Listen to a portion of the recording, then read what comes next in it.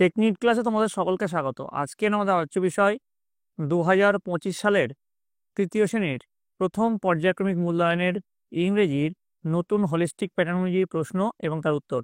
তোমাদের এর আগে প্রথম পর্যায়ক্রমিক মূল্যায়নের বাংলা এবং আমাদের পরিবেশের প্রশ্ন এবং তার উত্তর করানো হয়েছে।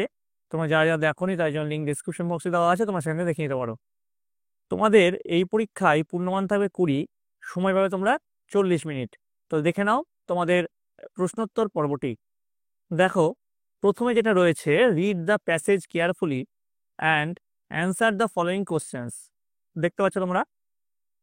অর্থাৎ তোমাদের এখান থেকে একটা প্যাসেজ দেওয়া আছে, এই প্যাসেজটা তোমাদের ভালোভাবে পড়তে হবে এবং নিচের যে কিছু প্রশ্ন আছে তার উত্তরগুলো দিতে হবে। প্রথমে বলেছে, দেখো, ডগস গার্ড আওয়ার হাউস, অর্থাৎ কুকুররা আমাদের বাড়ি পাহারা দেয়। ক্যাটস ক্যাচ মাইস, অর্থাৎ বিড়ালেরা ইঁদুরদের ধরে।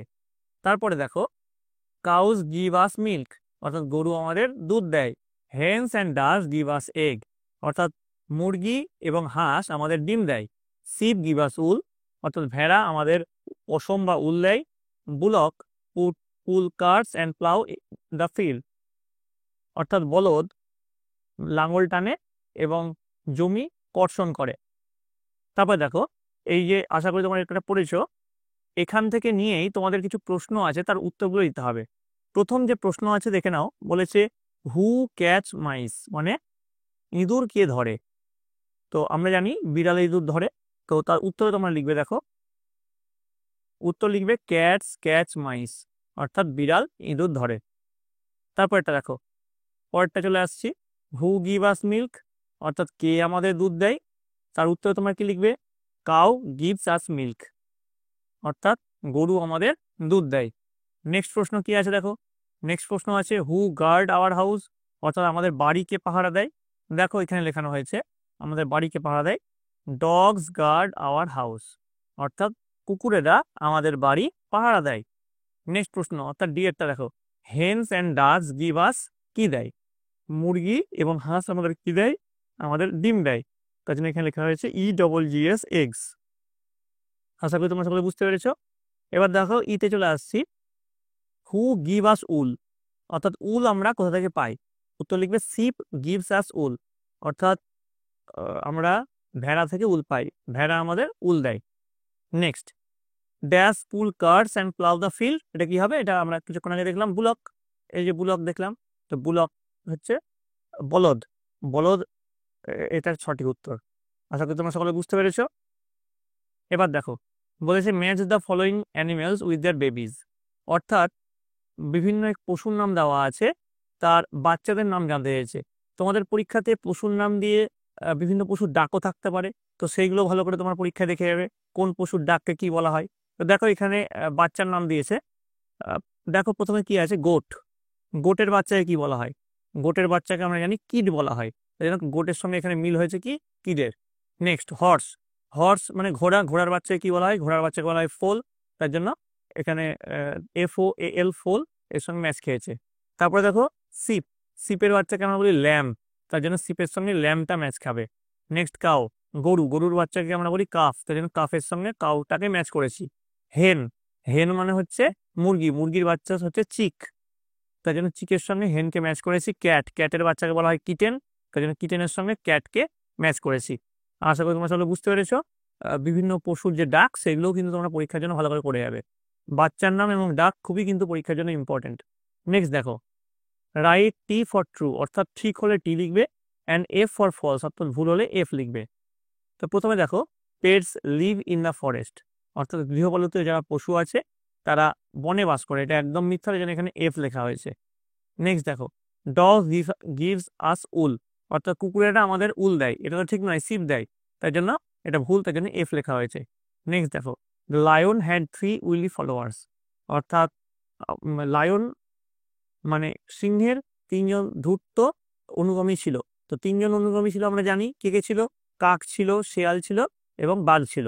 তো 3জনই ছিল, তাই জন্য এটা সত্য, তাই জন্য টি লেখা হয়েছে। নেক্সট দেখো, ক্যাটস ক্যাচ মাইস, অর্থাৎ বিড়াল কায়ের ধরে ইঁদুর ধরে, এটা একদম সত্য, যেন টি লেখা হয়েছে।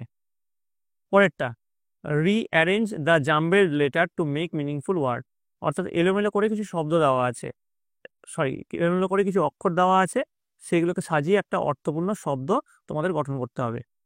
তো দেখো Y P U P P, এটা বলে তো কোনো কথা হয় না, তো এটাকে সাজিয়ে আমরা পাবো P U double P Y, puppy.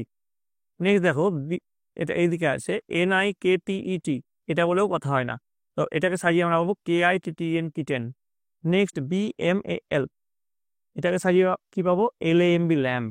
Next D I K, এটাকে সাজিয়ে পাবো K I D, kid. W O C R, এটাকে সাজিয়ে পাবো সি আর ও ডাব্লিউ, ক্রো, মানে কাক। A R Z L D I, এটাকে সাজাতে আমরা পাবো lizard, L I Z A R D, অর্থাৎ টিকটিকি। Next fill in the blanks with am is are, am is এবং আর দিয়ে তোমাদের শূন্যস্থান পূরণ করতে হবে। দেখো প্রথমে কি আছে, আই ড্যাশ বিকাশ, তো উত্তর হবে I am Bikash. Next Ramen dash my brother, Ramen হলো আমার ভাই, এখানে যদি আমরা হলো বসাতে যাই তাহলে এখানে হবে ইজ। রিয়া, রিয়ার পরে ইজ বসবে, রিয়া ইজ মাই সিস্টার। দে এর পর কি বসবে, আর বসবে, দে আর এল্ডার টু মি, তারা আমার থেকে বড়। আশা করি তোমরা সকলে বুঝতে পেরেছো। নেক্সট 6 নম্বরে চলে আসছি, write the Bengali meanings of the following words. কিছু ইংরেজি শব্দ লেখা আছে, তার বাংলা মানেটা লিখতে বলেছে। উইলি, উইলি মানে হচ্ছে ধূর্ত। লেজি, লেজি মানে হচ্ছে অলস। নেক্সট বলেছে feel in the blanks with correct alternatives, অর্থাৎ দেখো তোমাদের এখানে ব্র্যাকেটে দুটো করে শব্দ দেওয়া আছে, কোন শব্দটা সঠিক সেটা তোমাদেরকে এখানে লিখতে হবে। ড্যাশ আর ইয়োর বুকস, এখানে THIS দিস হবে নাকি THESE দিস হবে? তো এখানে যেটা হবে, এখানে দেখো বুক বলেনি, এখানে বলেছে বুকস, মানে অনেক কটা বইয়ের কথা বলেছে, ওর জন্য এখানে THIS দিস হবে না, তার বদলে এখানে হবে THESE দিস, অর্থাৎ এখানে বহু বচন যেহেতু বলেছে তার জন্য এখানে দিস হবে।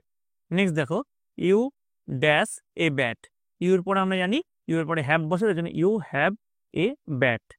নেক্সট সিতে চলে যাচ্ছি, this duster is dash the table, তো এখানে অন হবে না হবে, কোনো জিনিসের ওপর যদি কোনো একটা জিনিস লেগে থাকে সেক্ষেত্রে আমরা অন বসাবো, যদি ওপরে থাকে লেগে না থাকে সেক্ষেত্রে আমরা কি বসাবো, অ্যাবাভ বসাবো।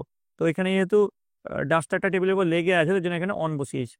নেক্সট দেখো ইউ হ্যাভ 6 পেন হবে না পেন্স হবে, তো যেহেতু এখানে 6টা বলেছে অর্থাৎ একের থেকে বেশি, তার জন্য এখানে পেন হবে না পেন্স হবে। নেক্সট দেখো I have to, I have to eyes হবে, আমার দুটো চোখ আছে, ঠিক আছে, এখানে শেষে এস বসবে। তো এই গেল তোমাদের তৃতীয় শ্রেণীর প্রথম পর্যায়ক্রমিক মূল্যায়নের ইংরেজির প্রথম সেটের প্রশ্ন এবং তার উত্তর। তো তোমাদের জন্য আমি আরো অনেক কটা সেট নিয়ে আসবো। তো তোমাদের এই সেটটা যেটা করালাম সেটাই যে হুবহু পরীক্ষা আসবে তার কোনো মানে নেই, তোমাদের আরো যে সেটগুলো করাবো সেই সেটগুলো ভালো করে করো, এই সেটটা ভালো করে দেখো, এবং তোমাদের বইগুলো তোমরা যদি ভালো করে পড়তে পারো তাহলে দেখবে পরীক্ষায় তোমরা সকলে তোমাদের সেই বই থেকেই পাবে।